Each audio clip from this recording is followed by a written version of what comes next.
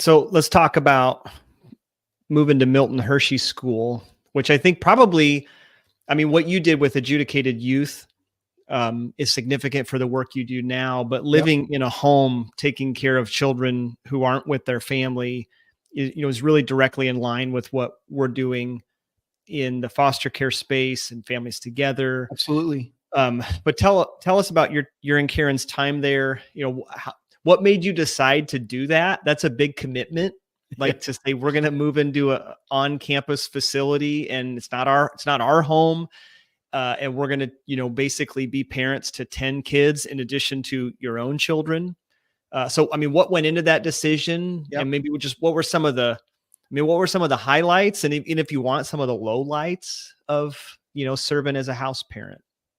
So I'll try to keep this concise. I know it's 10 years, right? So like it could be, was it that long? Yeah, it was 9 years. 9 years. So what got us there was, we lived in New York. I always feel like anytime God has moved, so you got to think, I would say in our 28 years of marriage, I think Karen says we've moved like 20 times in our 28 years of marriage. So we've moved a lot.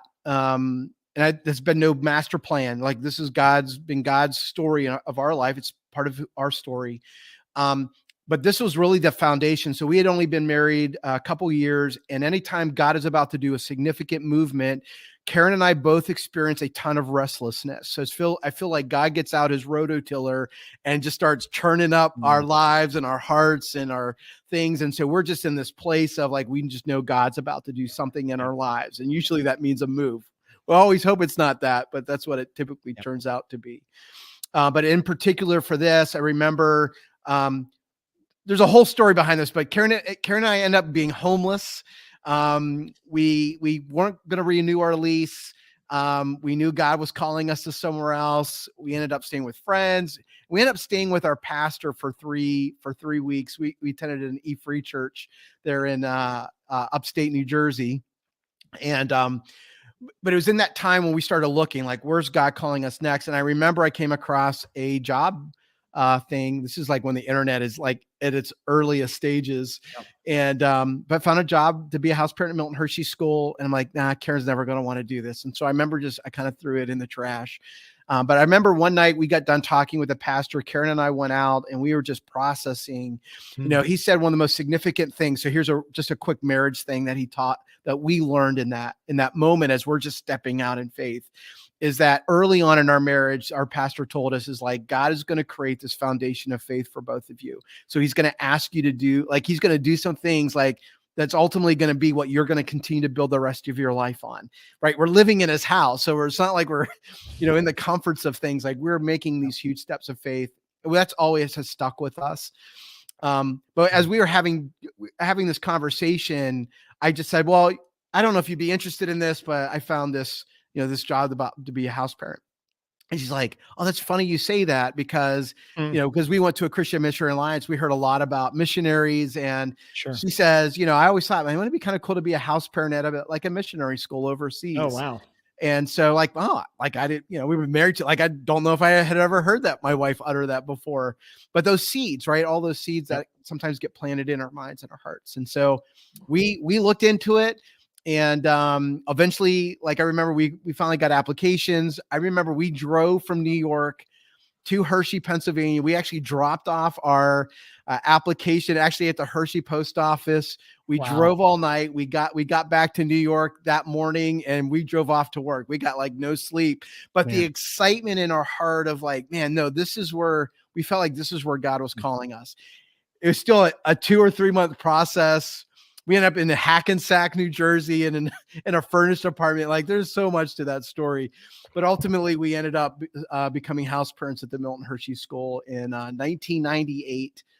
And if I could just sum up our time there, some really significant things happened early on. I remember where after about 2.5 years, we took over a very difficult home.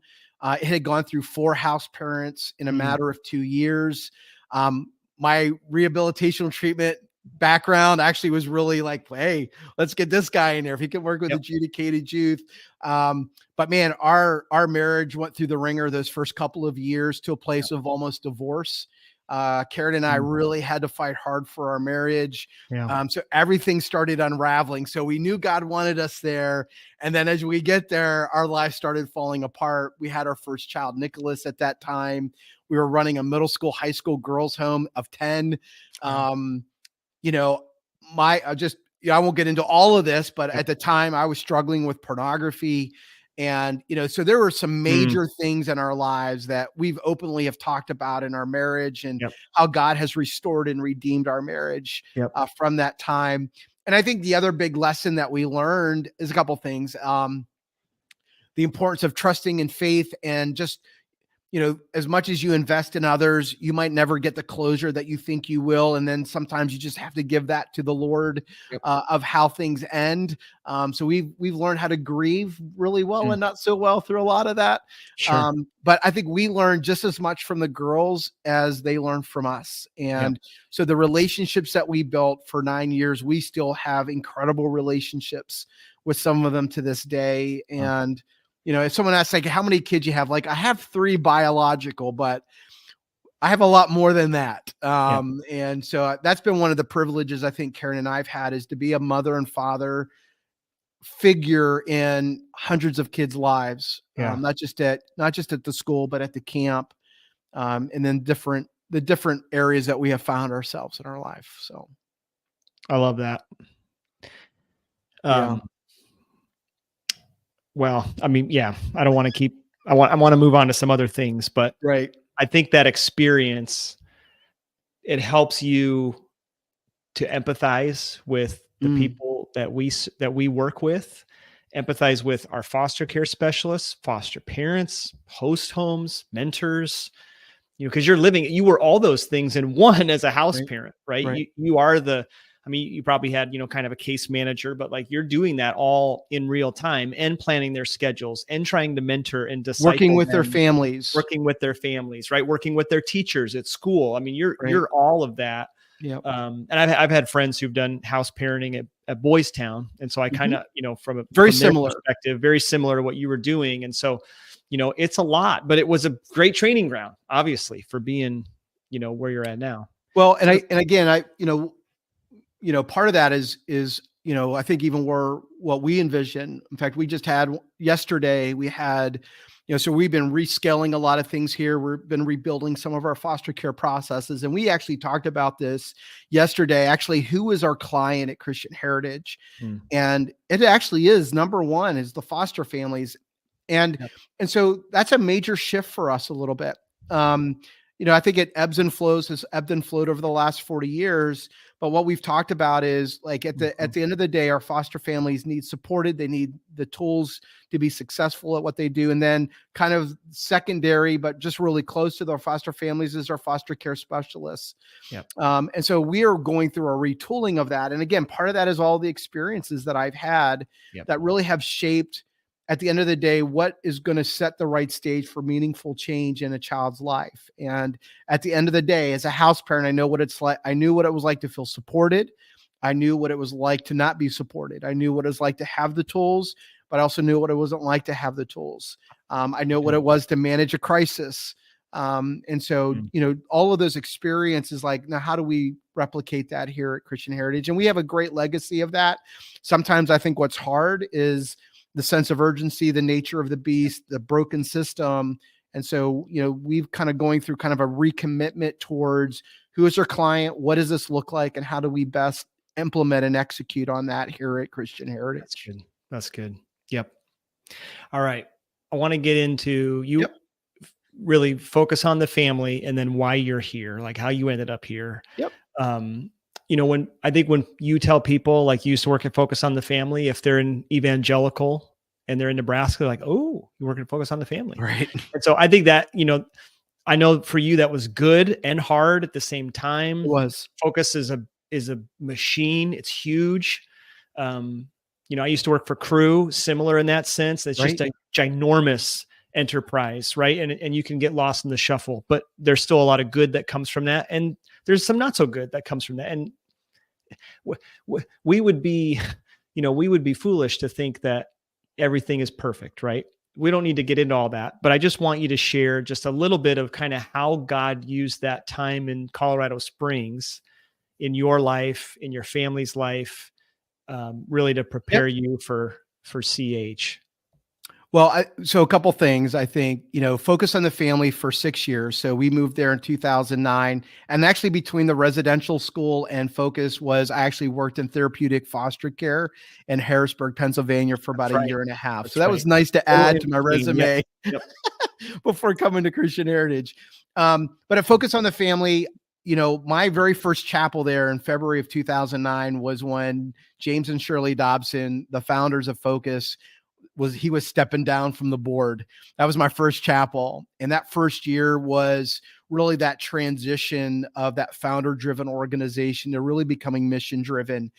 So really my 6 years there, starting out as the parenting manager, ultimately ending up as the director of parenting and youth for the ministry, was a lot of change management. We went through 3 reductions in forces while I was there. A realignment of our resources, our services, rebranding of the organization was happening.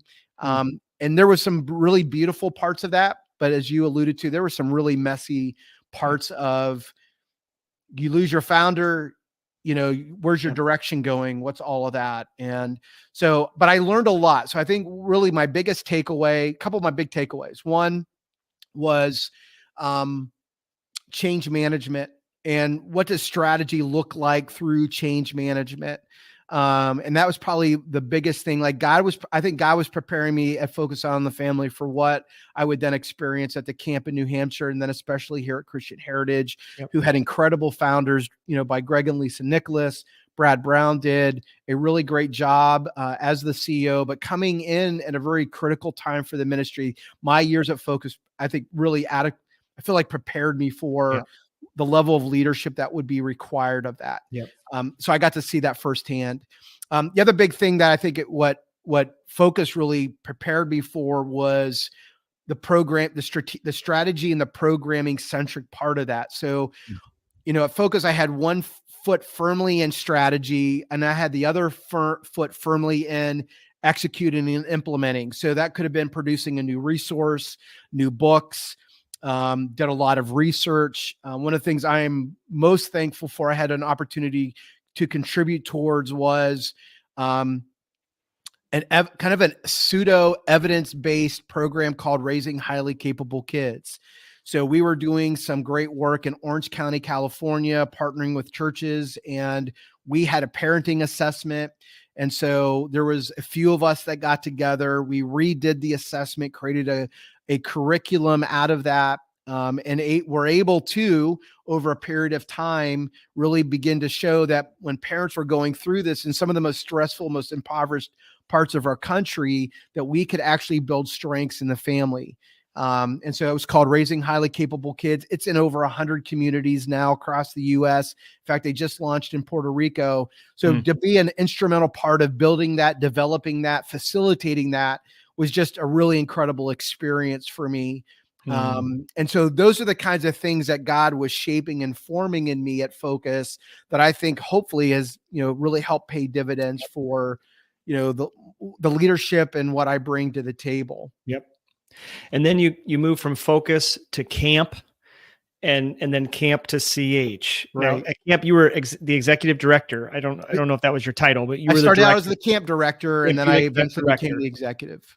Yeah. And so, running a Christian camp, you're running an organization, but you're also a camper. I mean, I know summers are hard for people who do camp. I know that impacted your decision to kind of move on, and there were some other things, but maybe what were some of those, like what was God doing in your heart and in the organization at camp, again, that helped you prepare to do what you're doing now?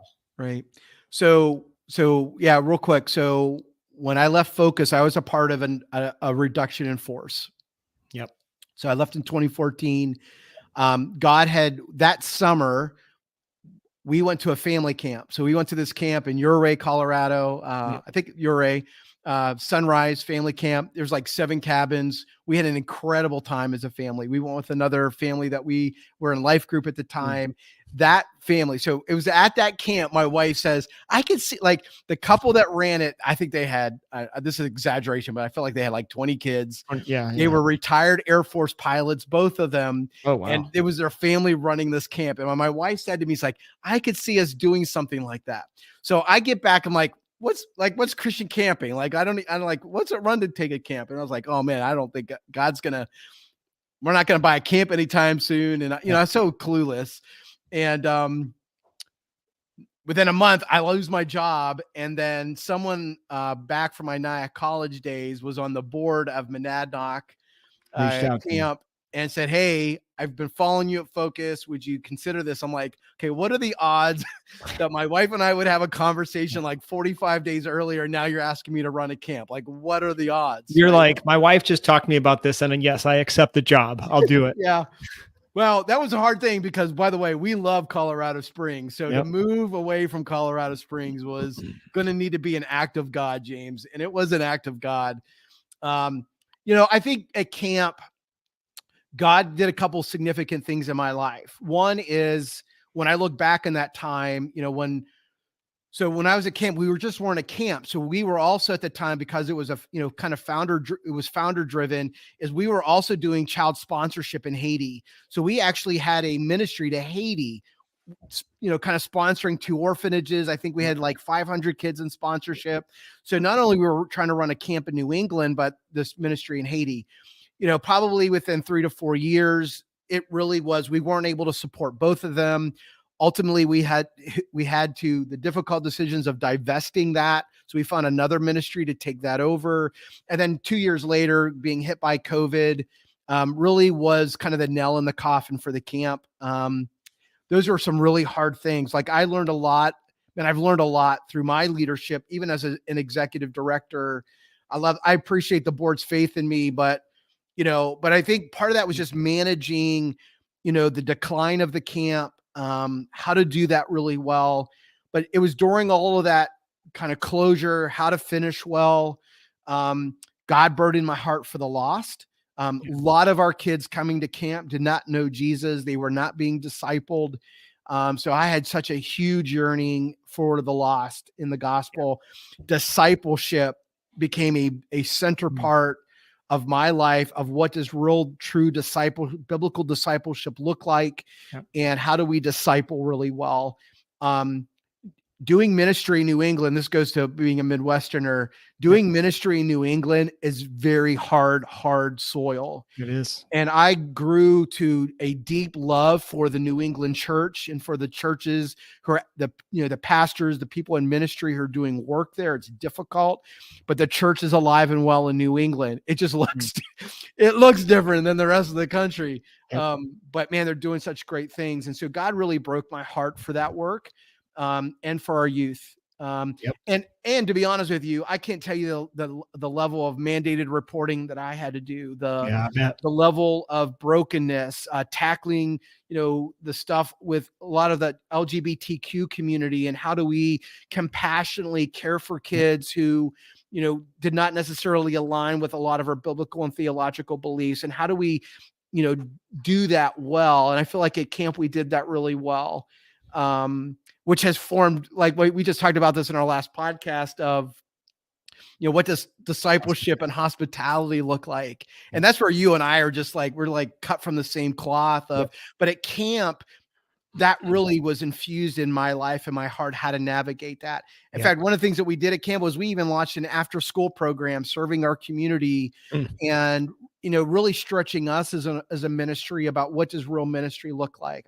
So the friendships I formed, the relationships I built, the baptisms that I got to participate in, the weddings I have now conducted of people who met at camp. And, I'll have the privilege of doing another one this May.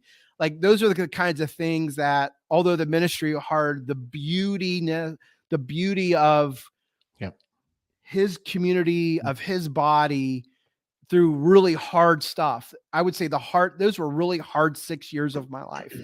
and it didn't end the way I wanted it to. Like maybe that's Yep. a whole nother conversation of the conversations Yep. God and I would have, the Yep. anger I would have, the disillusionment Yep. I had, the brokenness I had. If people saw me 3 years ago, oh my gosh, man, James, you'd be like, Yep. dude, like you're a different person today. But part of that was just coming to terms with the loss, the closure. It Yep. wasn't the story that I had written, trusting the one who has written it. Yep. But man, my faith was tested. My Mhm. leadership was tested. And really God was preparing me for Christian heritage. Yep. And I've shared this with the staff. Yeah. You know, I was not looking. We talked about like, yeah, I've always wanted to be in the pastorate. Like after camp, I'm like, I don't ever want to be the CEO again. Mhm. Like I had to fire my family. I had to let people, like all of that was devastating for me. It's like, I don't want to be this guy. Yep. And I had to come to terms with never feeling like I am enough, but knowing that God is enough for me and the situations that he asked me to learn that obedience, there's blessing in the obedience. You know, but God's like, no, like you've been going through all of this for a reason. And then, you know, what I share this story is like, I came on a weekend, my wife took the kids away. She's like, you and God need to do business. Mhm. I did business with God. There was a lot of crying. There was a lot of bawling. If anyone had seen me on the side of a hill in New Hampshire, they're like, man, that guy, like this guy needs some serious help. I did. But it was in that moment that God encountered me. I counted his mercy and grace. He took away the feelings of shame and failure. I felt like I had failed everyone, and not wanting to be a CEO, not wanting that level of leadership anymore. And God's like, this is what I have for you next. And literally within 12 hours of that, I became aware of the Christian heritage position. Within the next 24 hours, I was having conversations. And I think probably within 36 hours, I became a final candidate to the board. And in that minute, it was like, my wife's like, where's Lincoln? Where's Nebraska? I think we've driven through it. Like it was very quick. Yep. And next thing you know, we're being flown out here. And next thing you know, we're here. And God's been in all of that. Yeah. Anyways, that's a long, see, I can just babble on, but No, that's good. We'll probably make this a there's two-part. complexity to my story. Time. I mean, No, it's that's all good. complex.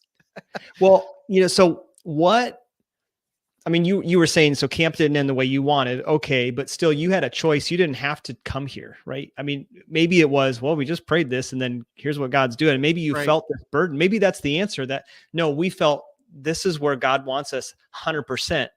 But is that it? Or like, what else was it that made you say, yeah, we're going to move to Lincoln? So for those of you who don't know, and maybe we'll flip this and I'll ask Roy, hey, why don't you interview me? And you can learn a little bit about my life. I lived in upstate New York. We were 15 minutes from the Vermont border. And so I get the New England mindset and ministry, but like, what was it that made Carly and you go, yeah, you're going to move out to New York? I don't know. Like we needed a job. Like, is that what it was?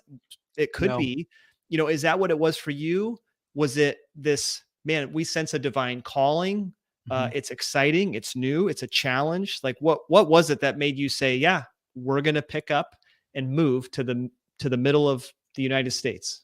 Well, again, everything we just covered, like all along the way, God is all, like I shared, like at Focus, we tended to go to that family camp. And next thing I know, you know, the one opportunity I had, and I had other opportunities, like, well, what are the odds that the seed was planted at family camp? And next thing you know, I'm being given an opportunity to go to camp. And there are signs along the way. Like I cannot tell you, a song would come on. It's funny, like my wife and I will start bawling about these things. But I remember, camp and coming back to Colorado, I'm like, I don't, do we want to go do this? And so I remember we opened up our devotional. It's Solid Joys by John Piper. And the devotion that day is called Radical Recompense. And it just talks about how in Mark, where like, I will replace mothers and brothers and how, like, I will replace all that. Like, what are the odds that on that day that's like, no, listen, I have this decision for you. it's a song that would come on, like Sovereign Over Us was a really powerful song. So there are worship songs that if you ask us a lot of the critical decisions, there's a song that's become an Ebenezer for us where God's like, I am with you in this. And so there's not like these whims or we have a, magic genie. We believe that the Lord is Lord over my life and our family's life. And so give us what we need. When we left Colorado, no lie, there was a kid. So our kids went to a classical academy in Colorado Springs. It wasn't a huge school, but a kid in her classroom, her parents met at the camp that we ended up being the camp directors at. So my daughter, who was super anxious about moving, like we would pray for our kids to say, hey, you're part of this decision too. Like, what are the odds that a kid in her class would have connections back to the camp in, New Hampshire? Like, you can't write that story, right? So it's all of those kinds of things. And that same is true for Christian Heritage. It became really clear as we sought the Lord, as we pray.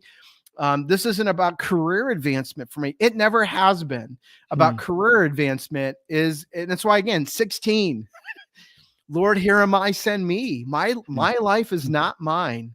And so Karen and I have learned, and trust me, she's on the other side of the spectrum of this. We complement each other really well, but we have learned to trust the Lord. And every single time he is never disappointed, especially when it's come to the major moves. Like there's other times I'm like, why are you so clear in these really big decisions, but you're not as clear in the other areas? Like, I don't know. Like I have no answer to that. But I think for us, God made it clear that Lincoln, Nebraska was the next place for us. And it has been an incredible season for us. There's been so much healing. Our family is in a much better place. After camp sucked the life out of all of us. We were a shell of ourselves, all of us, when we came here. Lincoln has been the right pace. I know it's not for everyone, but it has been for us. And it has allowed us to restore. It has allowed us to redeem what was broken and fractured. And it's not because things have been easy at Christian Heritage, but it is a good season of life for us. And I think, again, does that come with seasoning? Does it come with I don't know all of that, but we're right where we're supposed to be. And I think honestly, what camp taught me more than anything, James, is my obedience is not tied ultimately to what I think he should do. Like I learned a really valuable lesson that I simply need to say yes to him. He has everything else worked out, even if it's not the story that I want or the outcome I want. I've had to learn to trust him in the loss and the grief and the failure, and learning to say, there's no other way that I would want to do this. And I think I've learned to trust that forever, how long he has us here. I don't know how long that is, but I've learned to give that up. That's a good word. I love that. I think it's a challenge for everybody, right? Like we all feel that, where we're like, I want to obey. I mean, if you're a Christian, right? I want to obey, and yet I want it my way. And so learning to trust and not worry. I mean, that's really, that middle part of the Sermon on the Mount, right? Like, don't be anxious. I got you. I know what you need. And the disciples are worried about food and clothing. And Jesus like, life's more than that. But when you're like, well, but I need new clothing, or man, we got to go grocery shopping again, or we need this job, or you're sick again, or I'm sick. Like all these things, all of a sudden you're like, God, do you care? And I got this. I got you. You're my child. So that's a good word. Well, yeah. Yeah. Sometimes Karen and I will be sitting in church and we'll hear the song, Lord, here am I, send me, send me, I don't know, no one wants me singing, but, but Karen and I have lived that out. That's our story. And it's imperfect. If anyone really gets to know us, you're going to learn how broken of a person I am. I will cry at the drop of a hat.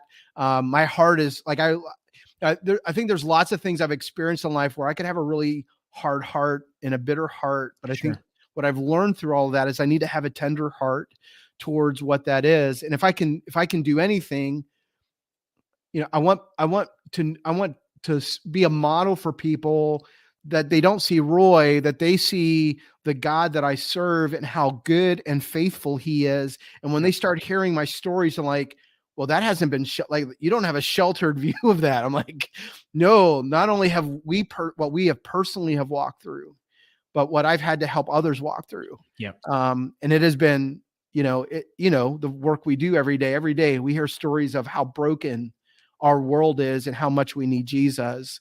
But if I can be a billboard for who he is, I want to do that. And I do it imperfectly every day. But I that's what I want to model, is the importance of Jesus and having a relationship with him, and then just trusting him with your future. And that's going to require you to step out of your comfort zone. It's going to require you to do the hard things, but man, it's so worth it. It's so worth it. Amen. It's a good place to stop. This has been really good. I hope that people know you a little bit better. Yeah, I hope so. They won't know you like, me or the other leaders on our team know you, but for those listening and watching, this gives you a little insight into Roy and how God's shaped him, and what's brought him to this point. So, and if I could just say, thanks for doing this. I know that you're like, I don't really like to, you guys know, like the videos that come out with Roy in them or whatever, I'm the one that asks him to do that, or I'll film him doing it. And, he's hesitant, but it's come from a good place of humility. And like you just said, like, I want to make Jesus the one who's famous. Yep. So, and that's what I love about you. So if we could end with this. So, so when I was thinking about preparing for this, so there's a word that I have that has been really true. I forgot the word. Yeah. Go for it. Me. So if I have a theme, and actually it's the word stalwart. So this is actually very meaningful for me. I think it's summed up in we think of the man in the arena, right? So daring to be greatly. I think of a quote by Vince Lombardi that talks about, it's giving yourself to a worthy cause, and you lie exhausted on the field of battle victorious. Yep. A lot of that is actually, the word stalwart was one of the most powerful themes that Tolkien wrote about in Lord of the Rings. So I actually wrote a blog post about this a few years ago, something that my son and I, this is our word. But I just want to read this to you. He said, says the fellowship, talks about the fellowship, right? So the fellowship of the ring, the fellowship's journey reveals, as the hobbits surprise all with their continuous abilities to overcome hardship. Most tellingly, the humble Frodo consistently rejects the ring's evil power. Tolkien therefore implies that one of the most physically inconsequential and least talented characters is the most heroic due to his moral integrity. Frodo's resilience in persevering towards a doomed quest, while overcoming his fears and failures, is the ultimate form of courage. So this is what I love. The article writes, says, it is selflessness, particularly in the forms of humility and service, that Tolkien promotes as the key aspect of courage and heroism. These forms of selflessness arise from a loyalty to one another and to their home. So if I could have something, if there's something I aspire to, it's to have courage despite my fears and failures, is to continue to champion the cause of our King, champion the cause of advancing his kingdom, and really allowing me to be selfless and have the right service heart towards that, which for me is that's Jesus. But I love that word, I would say, I hope defines my life. Agree. I love that. All right. Great. All right, everybody. Well, thanks for James. tuning in. Thanks, Roy, for doing this. So good. Thanks for everyone who listens too. I do hope this has been helpful. Great. All right, everybody.